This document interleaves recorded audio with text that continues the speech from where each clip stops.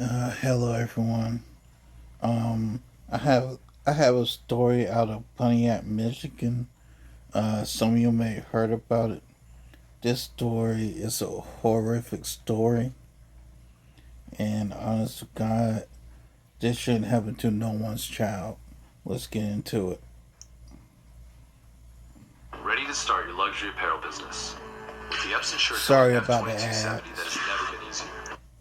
This content could be very, very. Right, next up, everyone, we want to go out to Pontiac, Michigan. This is where the Oakland County Sheriff is speaking on a case and an investigation where a mom is accused of leaving alone her kids in a neglected home for years. Let's listen on Live Now from Fox. Some of this content could be very, very hard to really retain here, so viewer discretion is advised as we learn the details of this case. Agreement was arrived at in 2022, but the mother still would not allow him to stay. That's what we've learned so far, at least preliminarily. We're going to go back and double check all these timelines and that kind of information. So he, in essence, had lost contact with the kids. And that's where that stood. So we've had questions about that. The other questions that we've had was, who were the other people potentially dropping food at the house other than the mother? So far, again, the investigation is pretty layered and complex, given that it's going over years. But it appears that those are companies. Now that don't make no sense. DoorDash, things like that. So, so far, none of the people that were coming to the house had any awareness that there were kids inside or the situation in which they were delivering to. Obviously, the question was somebody dropping food off knowing there's kids there? No information at this point leads us to believe that. The kids were forensically interviewed, with our partners at Care House. They've already been seen once at McLaren. We intend to have Again, this is Pontiac, Michigan. Both physical and mental health kind of checkup, if you will, that will happen hopefully this week. When our detectives saw them at their interview at Care House, they were already making amazing progress. Having had some tender love, having had some supportive care, having been put in new clothing and some basic hygiene. The one detective said that the little girl was talking quite a bit, so that's super exciting to see that happening. And as it relates to being in the house, the only one of the three that ever came out was the young boy, and he came out twice. Once because he wanted to feel the grass, which by itself is heartbreaking, and a second time to check the mail. So you wouldn't do this to an animal, let alone your child. So, just to hear that he came out to touch the grass is just crushing, soul crushing on so many levels. I want to say this with a straight face.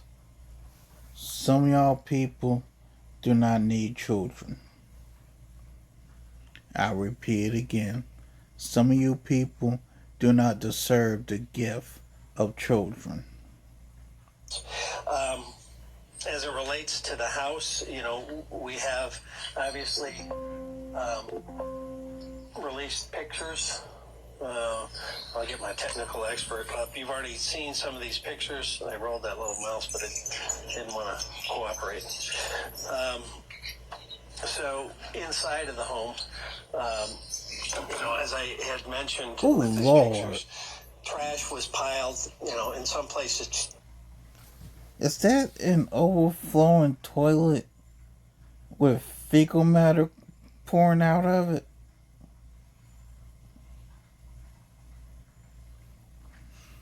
Put this woman under the damn jail. 3 and 4 foot high. Everything was covered with feces and trash. The toilet had become non-functional, and the bathtub was filled with feces. That's the kind of situation these poor kids had been living in for years, not just hours or days, for years. And And so when you have the complete lack of is- hygiene, a complete breakdown of basic living Ooh. conditions that they were subjected to. And to get a little deeper into that, detectives have narrowed down the initial abandonment they believe to be somewhere in the spring to summer of 2020. 2020. Obviously, COVID played a little part in the disconnect. Dude, they've been.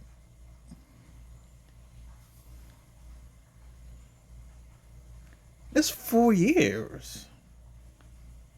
And then nope, the neighbors didn't know anything? How could the neighbors not know anything? Potentially with schools and school communications.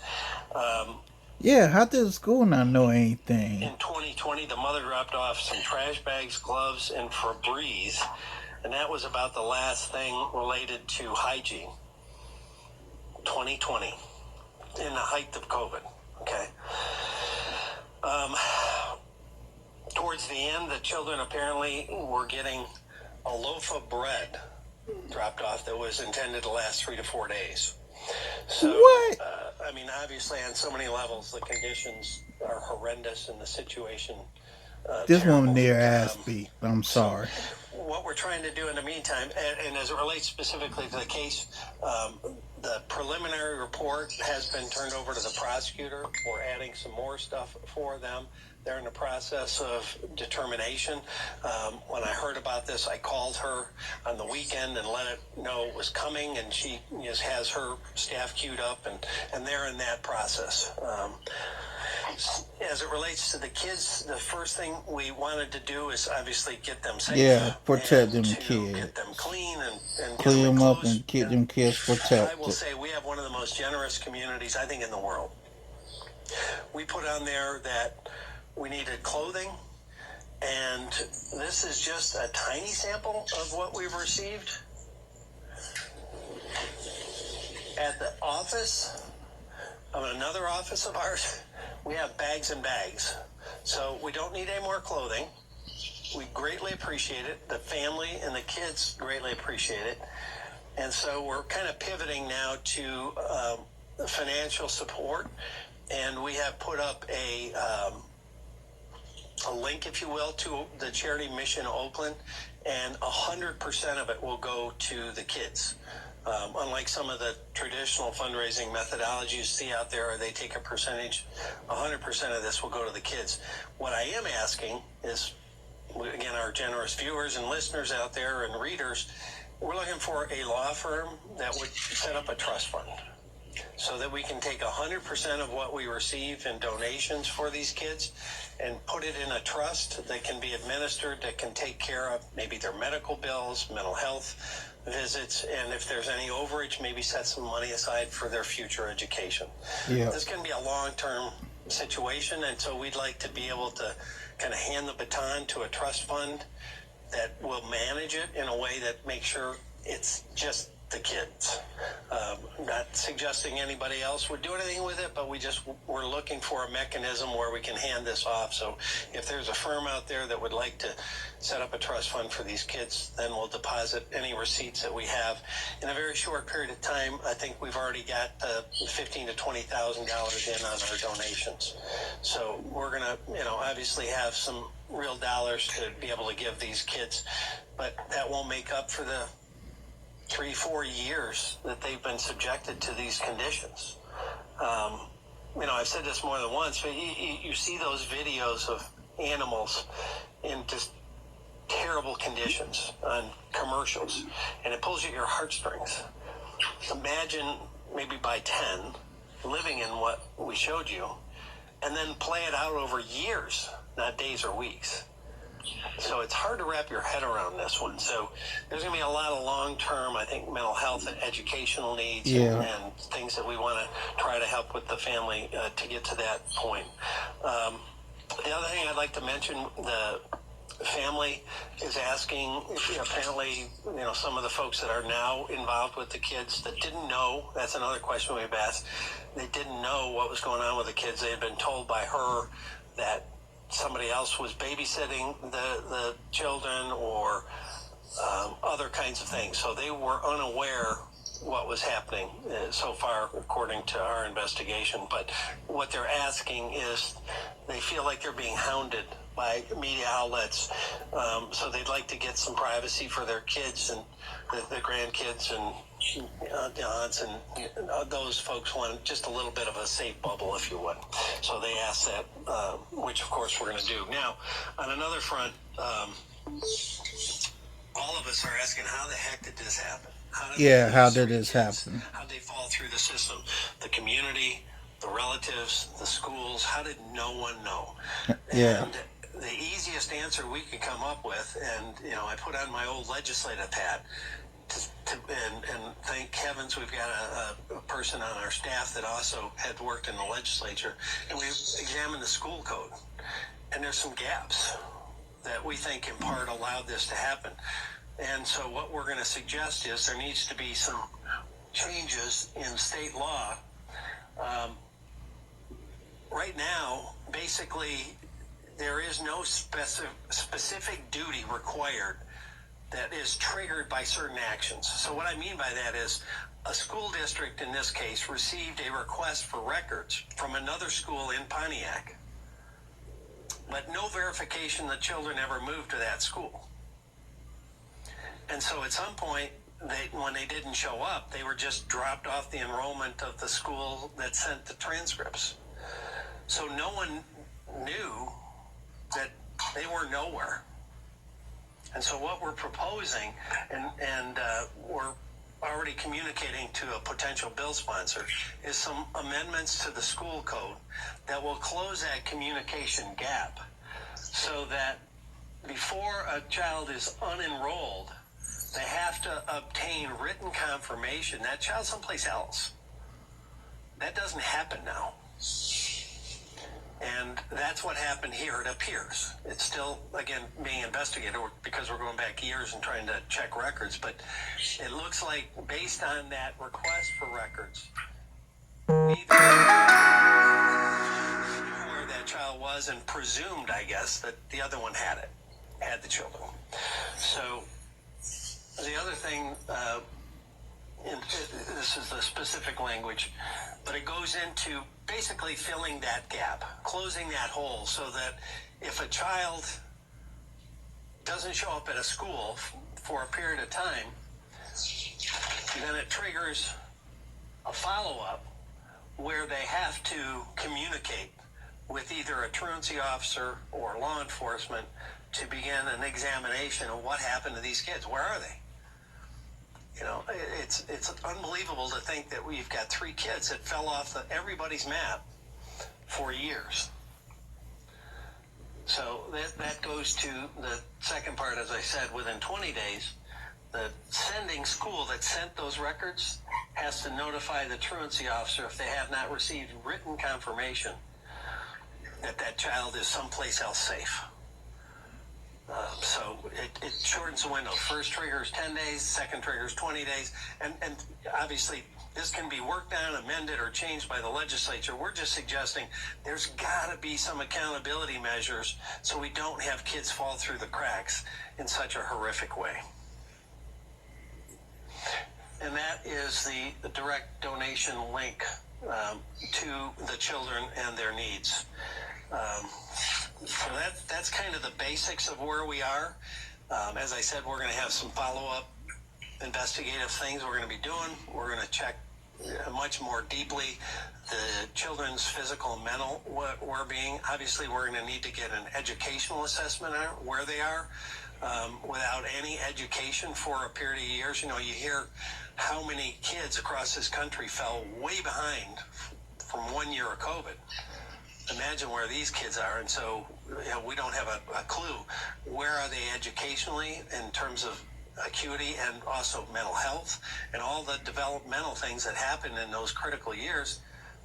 We don't know, and they're going to have needs with that. So it's a big undertaking, a big process, and one of the most tragic long-term abuse situations I've ever seen. I've been in this a long time.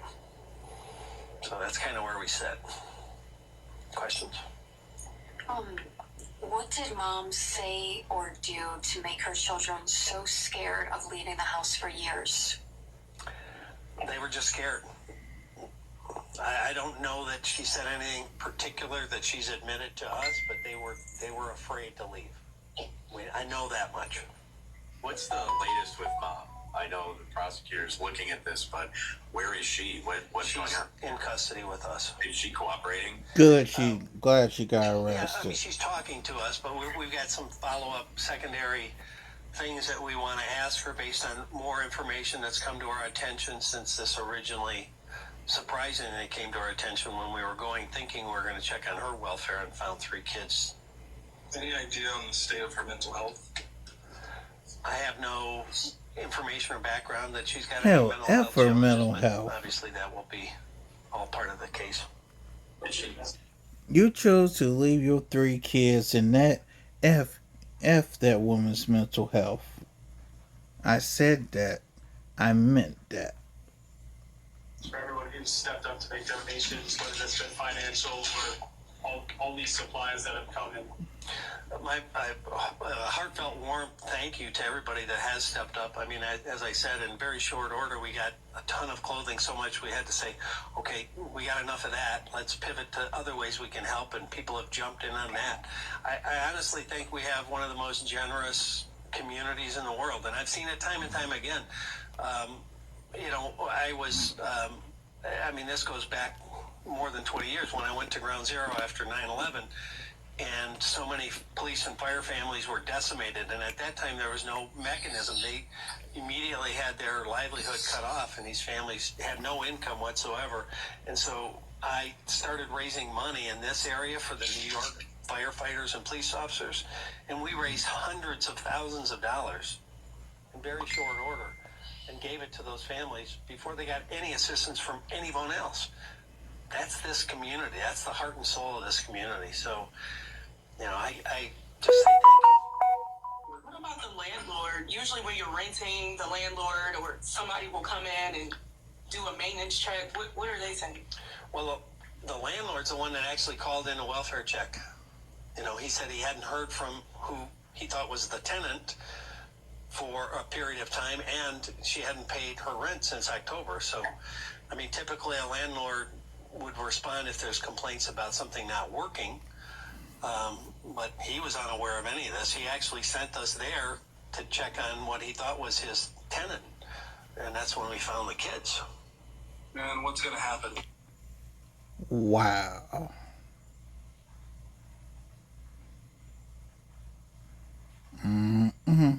That apartment or that townhouse right now. Is it dangerous for the people that are, next door? It's a kind of compact area.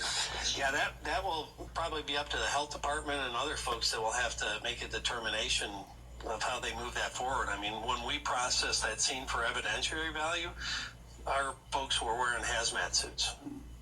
Dang. On every level, it's a biohazard. How about any debriefing for the officers who found that? Do they go through any kind of debriefing? That's got to be kind of hard for them. Terrific.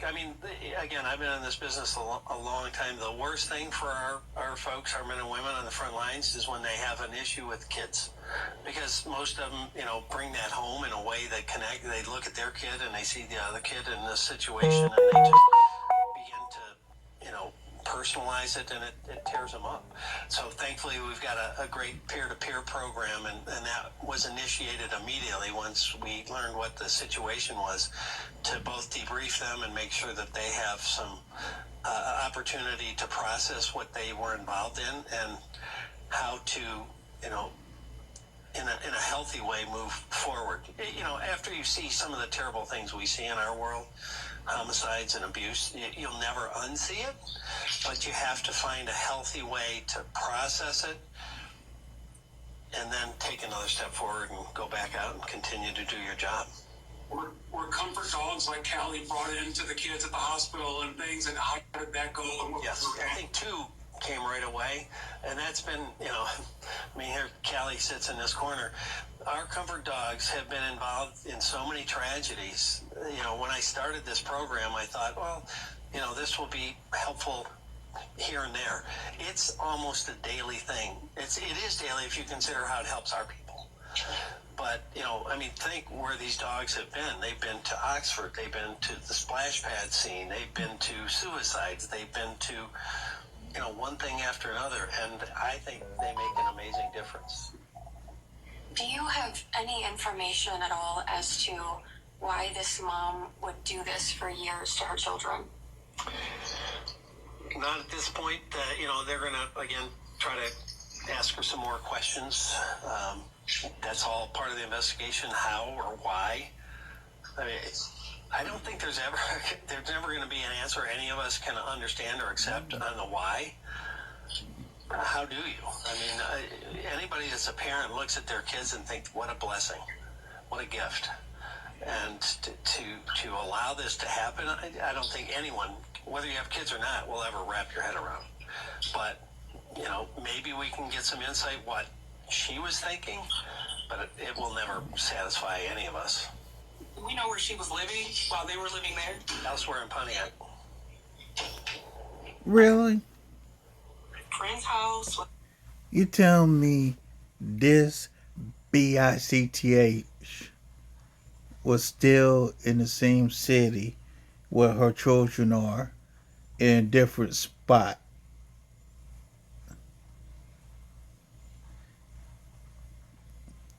Ma'am, the mother of these kids, I'm saying this with straight face. You deserve to go to jail and you're a grade A piece of SHIT. I said that. I meant that. Fuck you.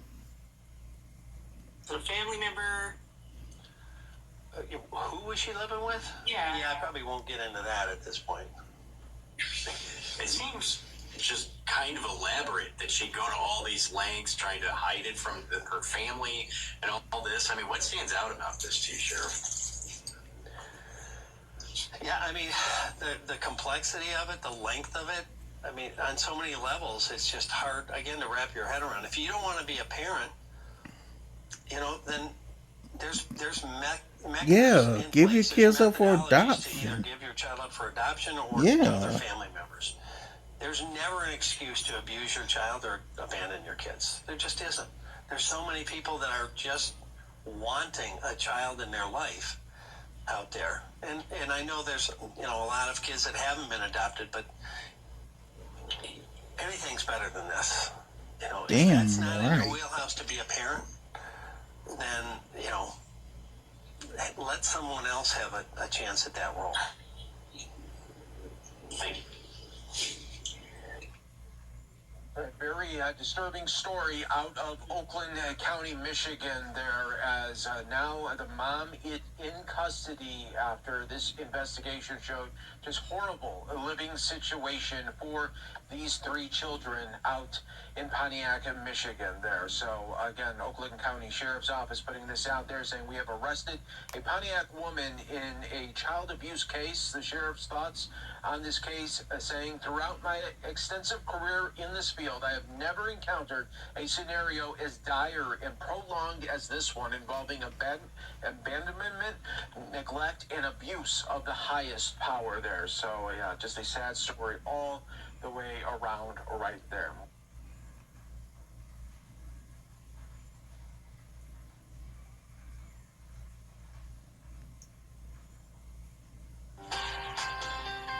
Sorry about the ads. We hope to bring this very strong force to a normative. Good afternoon, everyone. Thank you for coming and thank you for your patience. My name is David Williams. I'm the Chief Assistant here at the Oakland County Prosecutor's Office. Standing here with us are Assistant Prosecutor Kanika Ferenczi, Assistant Prosecutor Lauren Benninger, Chief of our Special Victims Unit Sarah Green, our Chief of Administration Betsy Haig, and of course Prosecutor McDonald. We're also joined by detectives who've been involved in the case from the Oakland County Sheriff's Office. That's Lieutenant Sam Marsban and Detective John Brish. Prosecutor McDonald will announce the charging decision today and take your questions. But before she does that, I want to remind everyone that charges are only allegations and the defendant is presumed innocent unless and until proven guilty. Also, the details in the prosecutor's remarks today come from the swear-to in 50th District Court earlier today. Prosecutor McDonald. Thank you. Good afternoon.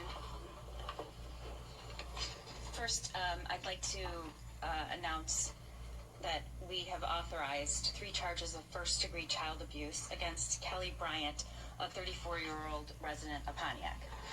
My office has already advised the court in the neglect proceedings that we will be asking to terminate the And this is from parental rights. Fox 2 Detroit. My office focuses All first and this is foremost from on the Fox best 2 interest of the child Detroit. or children, and on holding those responsible for abuse accountable. The 3 children in this case suffered unimaginable abuse and neglect over a long period of time. Thankfully, they've now been rescued from that, and our first priority has been and will continue to be their safety and well-being. I want to briefly address, though, why we're here. Since the first announcement over the weekend by the sheriff, this case has captured the attention of the people across our community, our county, our state, and even internationally, because people are rightfully concerned about the welfare of these children. And we're holding this press conference because, like all other decisions, we balance the interests of public safety, media attention and inquiries, and balancing everyone's right to a fair trial, which is why the events and facts that are disclosed here today are strictly confined to what's already been placed on the record in the swear-to this morning in the 50th District Court. When their circumstances became public, including the photos of the home, although law enforcement did not identify the defendant, she was quickly identified on social media and also has been reported in other news media outlets, which is why we are naming her today. We have recently, luckily, been fortunate enough to, for the first time ever, hire our public information officer, Jeff Watrick, who's in the back of the room. Many of you have already spoken to and will continue to, and we're lucky to have him. The children are currently staying with a relative. All 3 children received immediate medical attention at a local hospital, and they were interviewed by trained forensic interviewers at Care House. Considering what they've experienced, they appear to be doing okay. Obviously, the trauma here is significant, and my office, including our victim services section, will make sure these children are supported during this process. Today, the charges are 3 counts of child abuse in the first degree. This is the most serious charge for child abuse, and if convicted, Ms. Bryant could face a sentence of up to life in prison. In the swear-to this morning, on the record, it was stated that in 2019, suspect Kelly Bryant was living at the home, which I'm not disclosing the address at this time, in Pontiac, Michigan, with her 4 children. At some point between 20 and 2021, the suspect moved out of her home, leaving 3 of her children abandoned in that location, while 1 of her children went to live with their father. On February 14th, 2025, police were called to the home by the landlord. Police learned that the landlord was concerned for the welfare of Ms. Bryant, who had not paid rent on the property since October of 2024. Police entered with the landlord and discovered her 3 children, ages 12, 13, and 15. Her daughters were hiding in a bathroom that was filled with feces, piles of trash, and completely non-functional, while her son was hiding in another room. Police were astonished to find anyone in the location because it appeared to be uninhabitable, with piles of garbage and refuse several feet high, including large amounts of human excrement. The children were afraid to come out of their hiding places and to speak with the police. Police had to repeatedly advise the children that they were there to help and they were safe. The children's bodies and clothing were covered in feces, and the girls had difficulty physically walking outside of the residence. In addition to the physical difficulty, they appeared to be and were immediately overstimulated upon leaving the residence. All 3 children were transported via ambulance to the hospital and showed signs of severe neglect. At the hospital, the children struggled with completing basic hygiene tasks like flushing a toilet and brushing their teeth because they had not done it in years. The children were forensically interviewed and described having virtually no physical contact with their mother, suspect Bryant, or the outside world in several years. The girls had not left the residence in several years, and her son had only left the home to go into the yard approximately 2 times, never venturing away from the house more than to check the mailbox. During his interview, her son stated that he would text their mother when their food supply was running low and she would have food delivered to the residents. The children shared that during the years they were concealed in the home, their suspect Bryant failed to provide toilet paper, soap, or shampoo. The defendant instructed the kids that they were not Put to enter that the bitch door under or the leave the jail. house. All three children expressed fear about what their mother's response would be if they left the home. Defendant concealed the children from family and friends and lied about who was caring for the kids and their whereabouts. The defendant took the active steps of lying and concealing to make sure the children went undiscovered, and she took these actions knowing that her children would suffer serious physical and emotional harm as a result.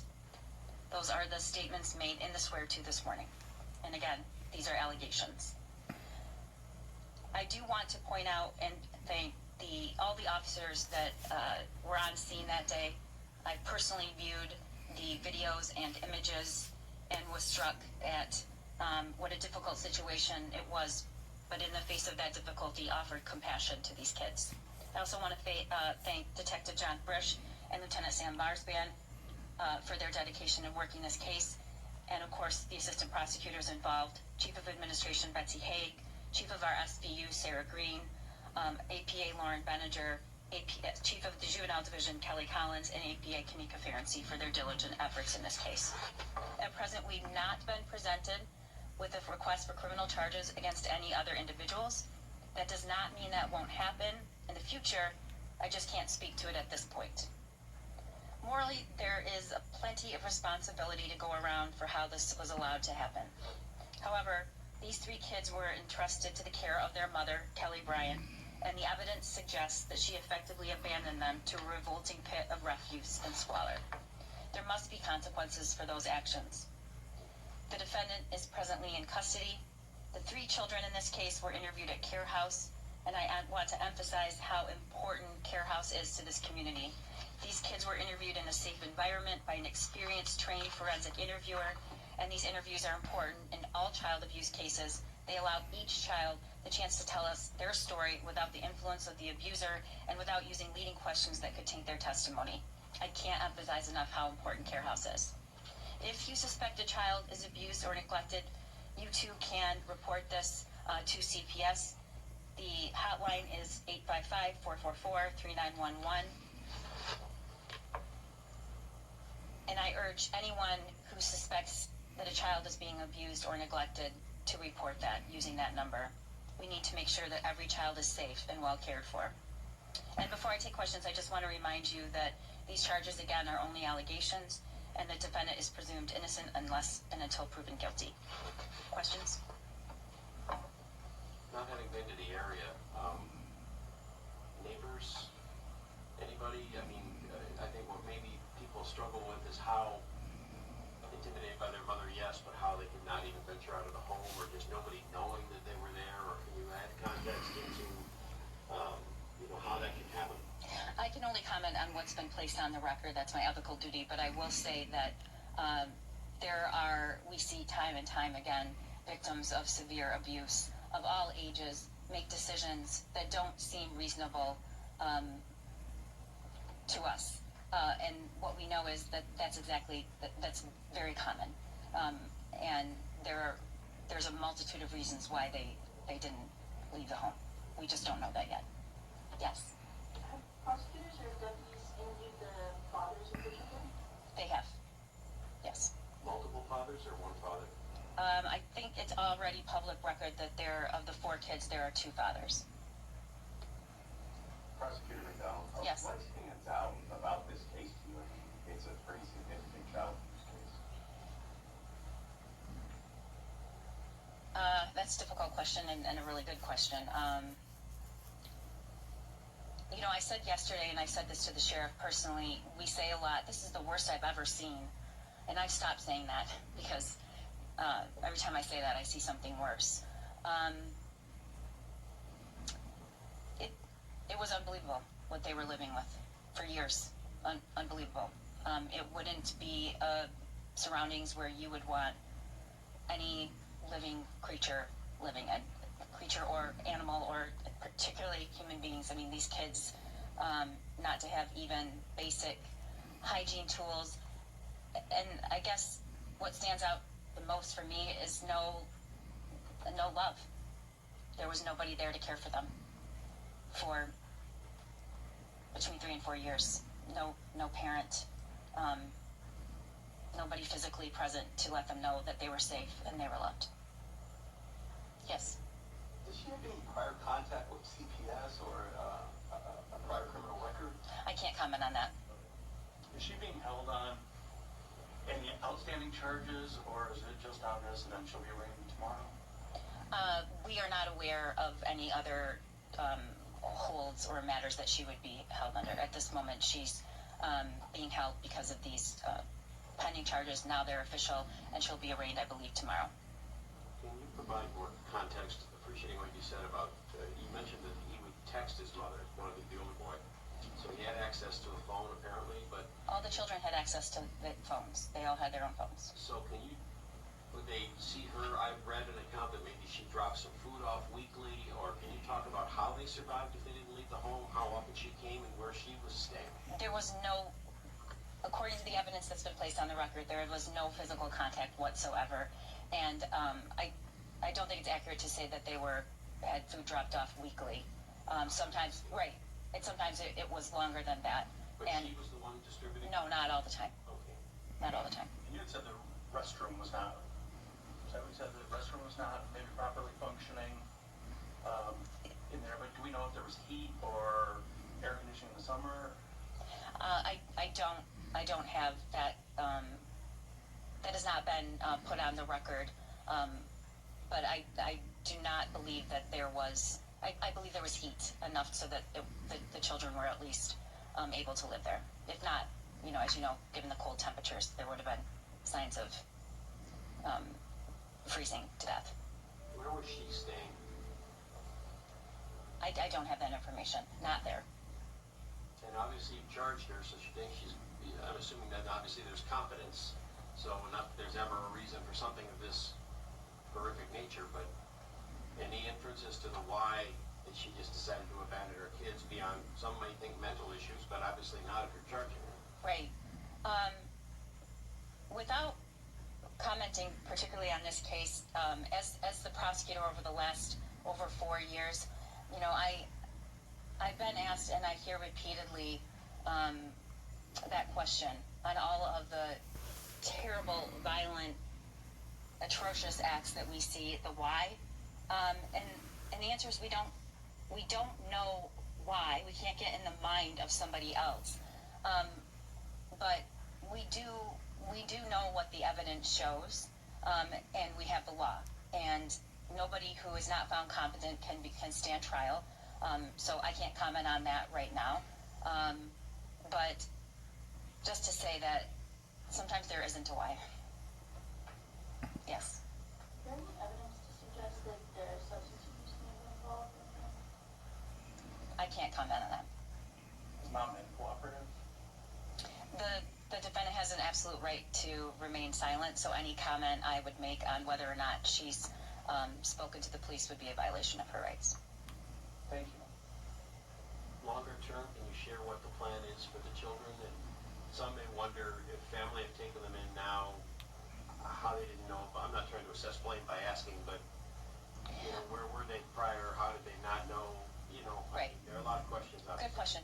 And the thing that I want to stress here is that we are responsible for prosecuting all of the criminal cases in this county. We're also responsible for representing the Department of Health and Human Services in child abuse and neglect proceedings. So we are simultaneously prosecuting the criminal case against mom and the neglect proceeding pertaining to the kids. So we will be asking our client, the Department of Health and Human Services, to file a petition to terminate her rights. There's just a lot we can't really get into, except I do want to say that our client, the Department of Health and Human Services, their number one priority is the care and welfare of children, and wherever they are placed, they do their due diligence to make sure that is a safe placement. And all I can say is that those questions were asked and obviously satisfied. And the other thing I want to say is there's been such an outpouring in this community, but I would just stress that in the effort to to take care of these kids, that we also protect their privacy. And Pontiac, if those of you who don't know, it's a small place, and everybody knows everybody, and any outrage is totally understandable, but we want to do as much as we can to protect their placement so that they are protected. But to be clear, they are not wards. They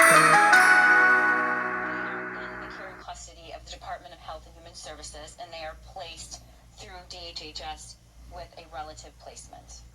Yes, the custody remains with DHHS until otherwise determined by the court. And again, those are two different proceedings.